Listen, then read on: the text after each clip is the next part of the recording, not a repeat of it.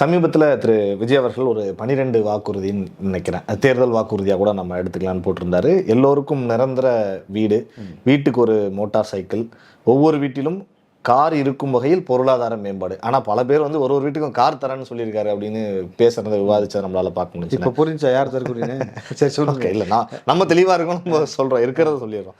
ஒவ்வொருவரும் குறைந்தபட்சம் பட்டப்படிப்பு, வீட்டில் குறைந்தபட்சம் ஒருவருக்கு நிரந்தர வருமானம், அதற்கான வேலைவாய்ப்பு, அதற்கு தகுந்தபடி கல்வியில் சீர்திருத்தம், அரசு மருத்துவமனையை நம்பி செல்லும் வகையில் வசதி, இதெல்லாம் நம்ம பார்க்க வேண்டியிருக்குன்னு நினைக்கிறேன். சரி, நீங்கள் பேசுவீங்க நினைக்கிறேன். பருவமழையில் எதுவும் பாதிக்காமல் இருக்கும் வகையில் மேம்பாடு, மீனவர்கள், தொழிலாளர்கள், நெசவாளர்கள், அரசு ஊழியர்கள், ஆசிரியர்களிடம் கருத்து கேட்டு பாதுகாப்பு வளர்ச்சி திட்டங்கள் செயல்படுத்தப்படும், தொழில் வளர்ச்சியில் கவனம் ஈர்க்கும், சட்டம் ஒழுங்கு கண்டிப்புடன் இருக்கும் அப்படின்னு ஒரு 12 விஷயங்களை வாக்குறுதிகளாக கொடுத்துருந்தேன். இந்த விஷயங்கள்லாம் சொல்லி செய்தியாளர்கள் பல பேர்கிட்ட கேள்வி கேட்டு கருத்து கேட்டப்ப அதிமுகவுடைய முன்னாள் அமைச்சர் திரு ஜெயக்குமார் அவர்கள்ட்ட இது குறித்து கேட்டப்ப சொன்னார், முதல்ல அத்தைக்கு மீசம் முளைக்கிட்டோம், அதுக்கப்புறம் பேசலாம் அப்படின்னு ஒரு வரியில் சொல்லியிருந்தார்.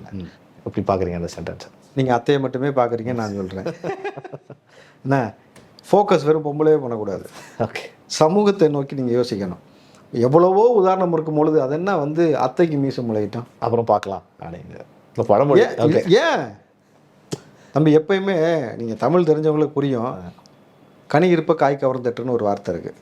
நல்ல சொற்கள் இருக்கும் பொழுது நமக்கு எதுக்கு தேவையில்லாத சொற்கள் மாதிரி இருக்குது. ஏன்னா நீங்கள் எதை நோக்கி சிந்திக்கிறீங்களோ அதை நோக்கி தான் வார்த்தை வரும்னுவாங்க. அப்போது அத்தையை பற்றி யோசிக்கிறாரா, அத்தை மகளை பற்றி யோசிக்கிறாரான்றது விளக்கத்தை அவர் தான் கொடுக்கணும், நமக்கு அது தேவையில்லாது.